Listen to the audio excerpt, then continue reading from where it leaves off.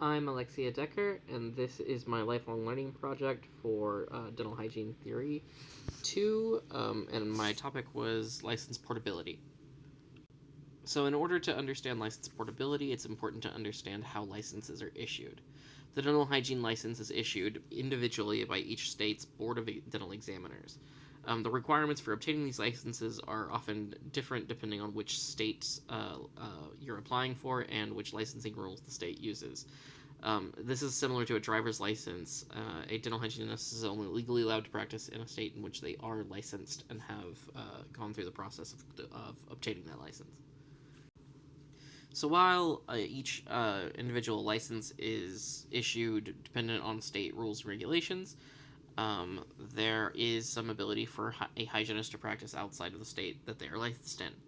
The state that issued the hygienist license must be part of a compact which allows the hygienist to practice outside of their licensing state under the rules of the compact without obtaining any additional licenses or requirements.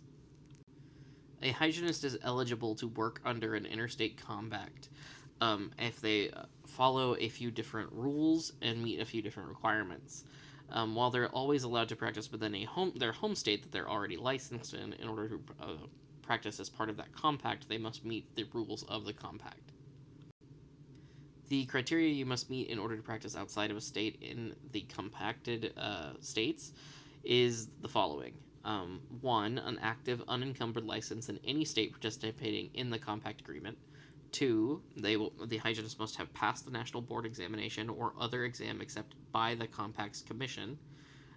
They must not have a criminal history, completed a clinical assessment, and graduated from an education program accredited by the Commission on Dental Accreditation, or CODA. And again, they cannot have any disqualifying criminal history.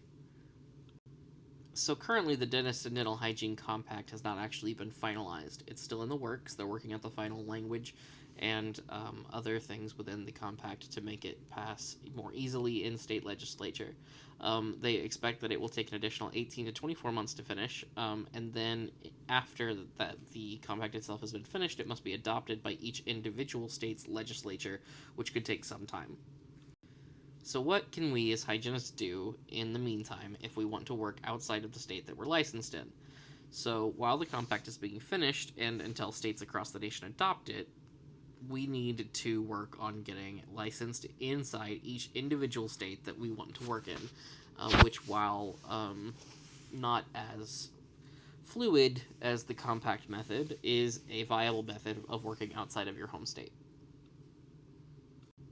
I have done some research into individual state requirements, and I've chosen 3 states to highlight specifically. These are states that I myself have considered working in, and they each have kind of their own variant on the requirement list. So in Texas, you don't need to do any additional work outside of obtaining your Arkansas dental hygiene license. Once you have obtained a license and passed the examination in some way, you can apply for the Texas hygiene license, and they'll require you to pass a jurisprudence test, but after that you'll obtain their license free and easy.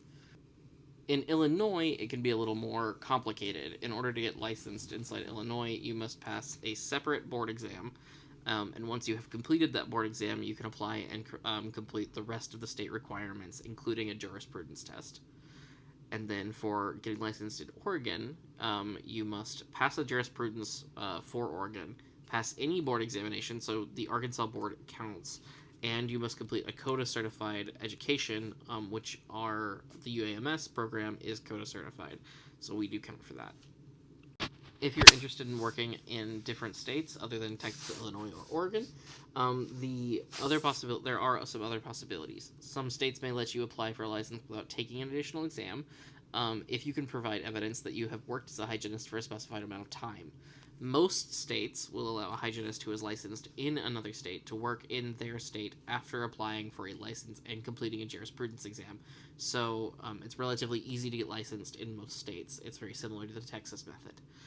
I would suggest that if you're interested in this, you check each individual state's dental hygiene website and the application process that they list there for more details.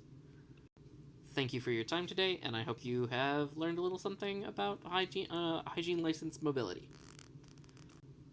And here are the references that I used for this presentation.